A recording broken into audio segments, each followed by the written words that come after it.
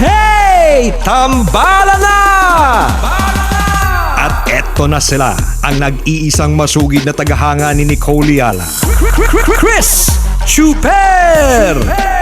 Kasama ang nag-iisang die-hard fan ni Chris Chuper, Nicole Yala!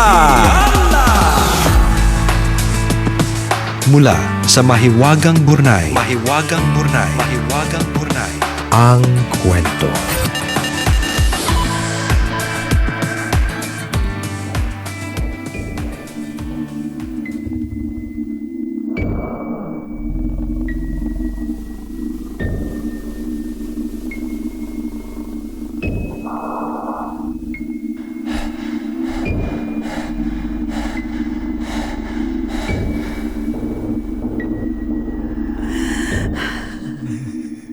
Hindi pa tapos.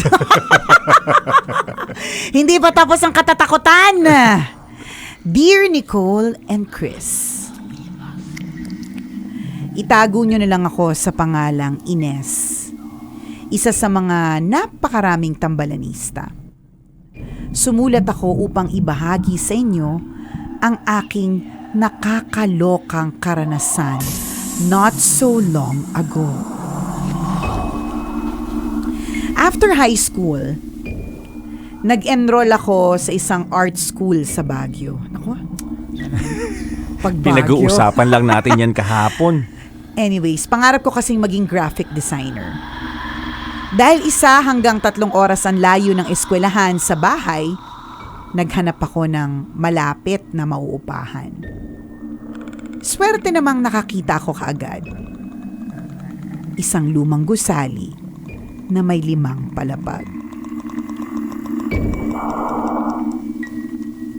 Pagpasok ko pa lang ng apartment, may kakaiba na akong naramdaman. Parang madilim ang aura at mabigat ang hangin sa paligid.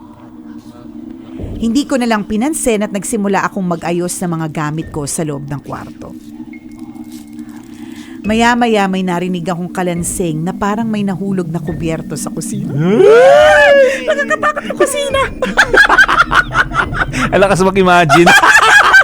Dapat hindi na lang ako nag-i-imagine. Bakit na nag-i-imagine? Pwede mo basahin lang. Kaya nga. Yung tipo kanina, yung nakakita ko ng apartment na may 5 Diba? palapag. Oy, parang nananabas ako. Lumang gusali na may 5 palapag. May kumalansing sa kusina. Tapos takot na takot sa kusina. Wala pa man, may kumalansing lang. Pinuntahan ko at nakita kong nahulog ang ilang mga gamit na parang dinaanan ng bagyo. Sinisimulan ko ng ayusin ang mga gamit nang may narinig akong yabag na mga paa sa kwarto ko. Nakakatakot talaga tong yung background mo sa Facebook Live.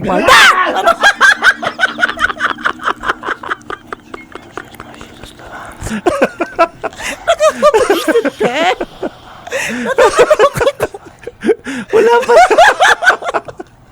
At yung pako partner, ginanon ko yung pako. Piling ko may hihila. Ayan yung background mo sa Facebook Live. Oh, di ba nakaka-shoko?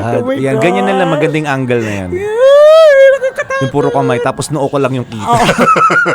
Nakakatakot, di ba? Parang feeling ko lalabas. Oo nga. Lalabas yung mga tao. OMG. Naglilinis sila ng salamin, wag ka daw magulo. Okay. Lahat porke katatakutan. Ito na. Bumalik ako ng kwarto pero wala namang tao. Nilabanan ko ang takot at huminga ako ng malalim. Pabalik na ako ng kusina na may nakita akong puting kamay na pumasok sa ilalim ng sofa. Halos lumabas ang puso ko mula sa aking dibdib sa bilis ng pintig. Tumakbo ako pabalik ng kwarto at nahiga sa kama. Naisipan kong matulog muna. At talaga namang girl ha. Kasi pagod siya, naghanap siya ng apartment eh. Nakakaloka. Sa gitna na lahat, naisipan mo talagang matulog ha. Yung posibilidad na may humila ng paa mo nandun. Pero tama ka partner. Sabi niya, baka naman dahil sa sobrang pagod. Kaya kung ano-ano na ang nakikita ko. Madilim na nang magising ako. May kakaibang ingay akong naririnig. Parang may mga... Natatakot ako. Para gumagapang sa batok yung Kaya tunog. nga! Parang may mahahabang kukong kumakalmot sa mga dingding. Dali-dali kong kinapa ang switch ng ilaw. Napindot ko sa wakas ang switch at lumiwanag ang buong bahay. Hoy, Boyet! Bakit mo ginanyan yung camera? Nag-experiment daw siya. May feeling ako mailalabas ka sa tabi ko, Boyet! Igitna mo yan! Wala naman, tinatry lang niya. Panning ang tawag dyan. Okay, panning ba? Oo. Sa mga nanonood sa atin sa nakikinig sa atin sa radyo, ito kasing si Boyet. Ginilid ako dun sa screen. So feeling ko may itatabi. Shokot! Shokot. Ano yan? Upuan. Upuan lang, natakot sa upuan. Naalala ko kasi pa, mamaya, natakot, naalala ko yung upuan. Ano ba yan? Parang hindi ko matatapos. Ikaw na magbasa. Kaya mo yan. Nakakaloka. Wala naman nangyayari talaga. Tinatakot lang yung sarili. Ang lakas ng imahinasyon mo. Nakakatawa yung, natakot ako sa upuan sa likod ko. Upuan lang naman siya. Ano ba? Okay. Anyway, napindot ko sa wakas ang switch at lumiwanag ang buong bahay. Sana hindi na lang. Nakita ko kasi na may mga kalmot sa dingding na parang may bahid pa ng dugo. Hindi na ako lumabas para kumain. Ang dami pa. Ang dami ko pang babasahin. Ang haba pa. Ano ba yan? Hindi na ako lumabas para kumain. Nagluto na lang ako. At sa gitna na lahat, hindi pa siya hindi ka pa rin lumabas. Ang dami mo ginagawa. Ang dami mong time.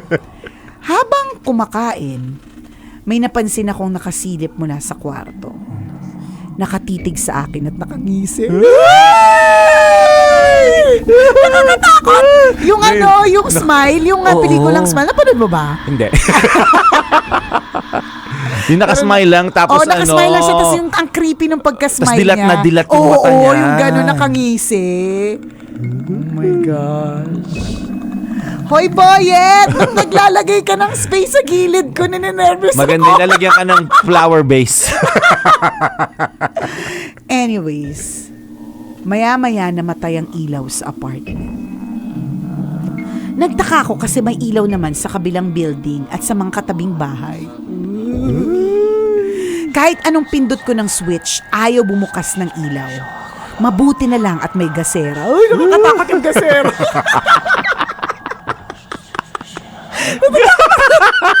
Natatakot na sa gasera. Parang ang imagination ko doon sa gasera. Di ba nandun lang siya, kunyari sa mesa. Feeling ko may nakahawak. May lalabas na Ganon, genie. oo. Nakakaloka. Ibang kwento na pala, fantasy na pala. Iba na pala, Aladdin pala. Papunta na ulit ako ng kwarto na may naaninag akong lalaking animoy nakalutang sa sala.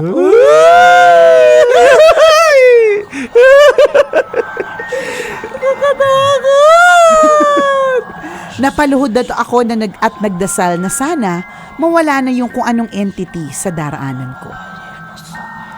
Pagbukas ng mga mata ko, wala na ang lalaking nakalutang. Tumakbo ako sa kwarto, naghiga sa kama at nagtalukbong ng kumot. Talagang hindi ka lumabas, ha? Hindi ka talaga tumakbo palabas. Matutulog na sana ako. Ayan, at naisipan mo pang matulog, ha? Tandaan, may gasera, may lalaki, may dingding na mga pasabog na mga ano tawag doon? Pakalmot. Tas matutulog ka. Yung totoo, Ines, naiinis ako sa'yo. Wala ba siyang kasama? Hindi ko malamang wala. Wala bang caretaker? Wala ba yung landlord, landlady? Syempre naman, ang landlady partner, hindi naman makikitulog sa'yo. Ayun na nga, matutulog na sana ako nang may naramdaman akong tumatalon at naglalaro sa kama.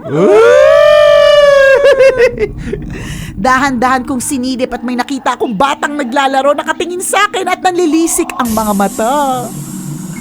Maya-maya pa ay lumundag ito pababa ng kama at tumatawang lumabas ng kwarto na parang nagpapahabol pa. Nakakaloka! Bala ko na sanang ipikit ang mga mata ko nang mapansin ko na may itim na taong gumagapang sa kisame. Ang dami namang ganap dito. Oo nga. Saan to sa Baguio na maiwasan? Nanlilisik ang mga puting mata nito at may malalaki at matutulis na sungay. Nanigas ang buong katawan ko at naiyak na ako sa sobrang takot. Nagdasal ako ng paulit-ulit hanggang makatulog. Tanghali na nang magising ako. Dali-dali akong lumabas ng apartment para kausapin ang landlord ko. Paglabas ko, nakasalubong ko yung tenant sa kabilang kwarto. Tinanong niya kung may kasama ako. Namutla yung mukha niya nung sinabi kong mag-isa lang akong nangungupahan. May narinig daw kasi siyang parang nagsasalita ng orasyon sa kwarto ko. Oh no. Nang makausap ko ang landlord ko, sinabi niya na usap-usapan na dati na ritual grounds daw ng isang kulto. Oh my God!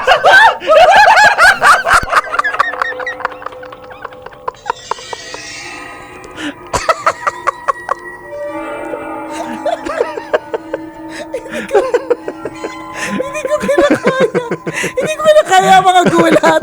This Halloween 2022. Partner, baka uulitin ko lang nga, baka nakakalimutan mo. Pinackage deal nung nung writer natin. Sabi niya gusto niya ng katatakutan. Ibubuhos ko 1 linggo.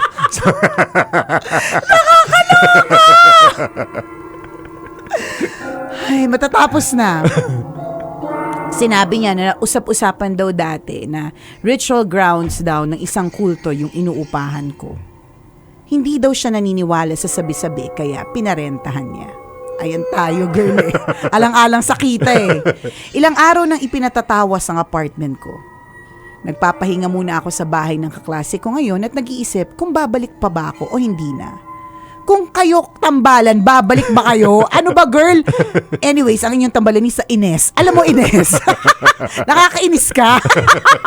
Kung ako yan, yung unang beses pa lang na may paramdam, ang takbo ko papalabas, hindi ko maiisip na matulog pa doon, chi. Nakakaloka. Pero in fairness, bilib din ako sa iyo. Ang alam ko, tinatawas lang kilikili. Oo. Ito buong apartment, tinawas. Madami-dami yun. Ilang kilo yan? Ay, nako. Pati buong apartment, tinatawas na ngayon. Bilib ako sa iyo, ha? Iba talaga. Iba talaga. Bilib tayo kay Ines.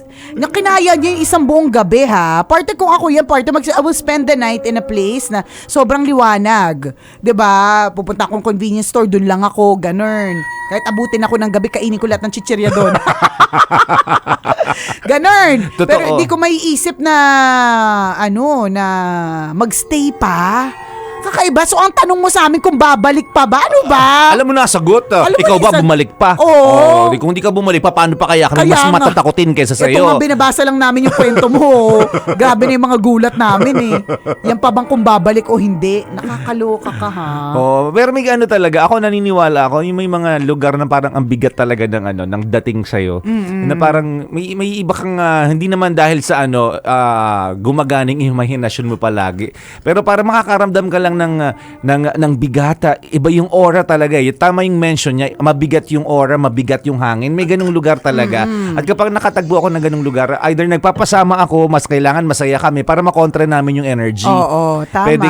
Pwedeng 5 kayo doon na maiingay na masasaya. Na maiingay na masasaya, magpapatugtog ng sounds, music, pwede worship niyong gawin. songs. Yes. Yun yung papatugtugin yung mga worship songs.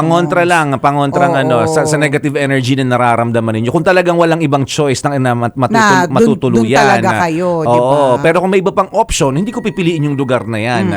Di ba? Hanap kami ng lugar kung saan masaya, yung panatag yung loob mo, yung masaya yung pakiramdam mo. Ganun. Bakit ka magsistay sa isang lugar na alam mo magbibigay sa'yo ng stress, Oo, di ba? kaya. Parang, alam mo, ito si Ines, yan yung tipong ito yung tipong kahit na alam niya niloloko siya ng jowa, siya nagsistay pa din siya. Ganyan yan. Masokista kasi. More of this later on sa pagpapatuloy na ating Facebook Live. Muli ako po si Nicole Yala. At ako naman si Cambio King Chris Chuper. Na nagpapaalala, walang matatag na relasyon sa malanding may determinasyon. Yon!